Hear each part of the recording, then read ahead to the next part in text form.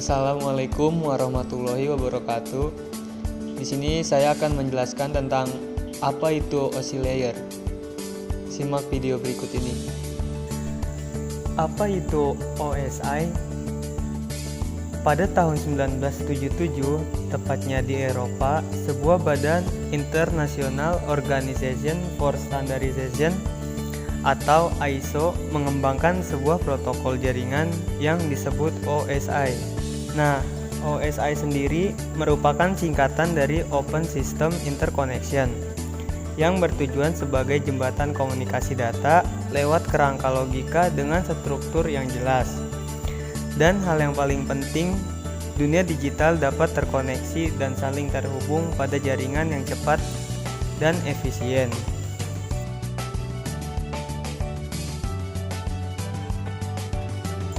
Nah, di sini ada 7 lapisan layer di dalamnya.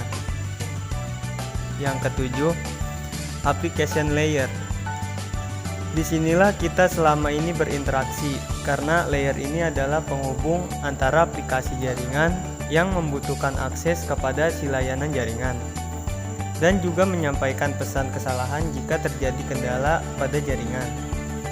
Contohnya, ketika kita ingin mengakses sebuah website, melakukan percakapan messenger, mengirim email, dan streaming video.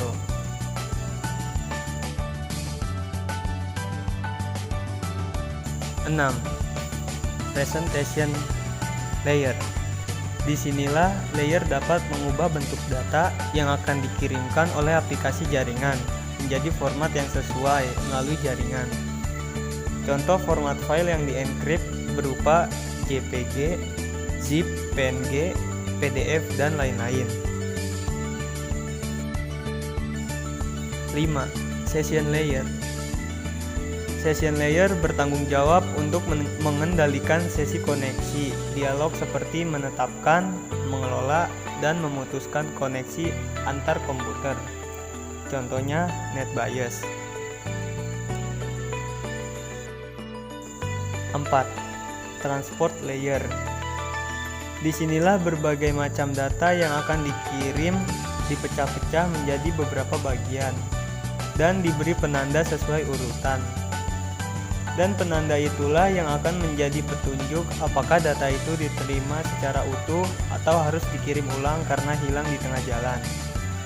Contohnya, ketika kita mengirim email tetapi email yang kita kirimkan tidak terkirim sempurna karena kendala koneksi, dan kita diminta mengirim ulang jika masih ingin email itu disampaikan. 3. Network layer. Layer ini berfungsi untuk mendefinisikan alamat-alamat IP, membuat header untuk paket-paket, dan kemudian melakukan routing. Contohnya, ketika kita ingin mengirimkan data pada jaringan, data tersebut akan diberikan tugas mengenai jalur mana yang akan digunakan untuk mencapai tujuannya.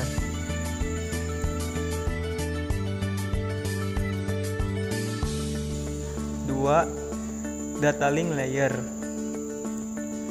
Layer ini untuk memeriksa kesalahan yang mungkin terjadi pada proses transmisi data dan menentukan bagaimana bit-bit data dikelompokkan menjadi frame, dan juga mengelola skema pengelamatan fisik seperti MAC dan LLC pada jaringan. Contohnya bridge.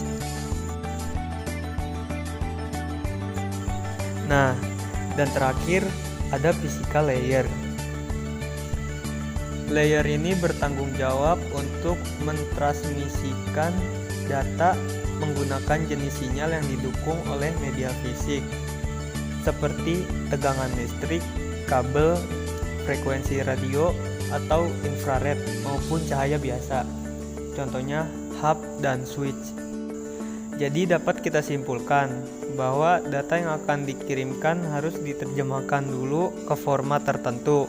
Kemudian harus melalui session untuk melanjutkan pemberian tentang siapa, kemana, di mana pada data tadi. Bila ada salah kata, mohon dimaafkan. Wassalamualaikum warahmatullahi wabarakatuh.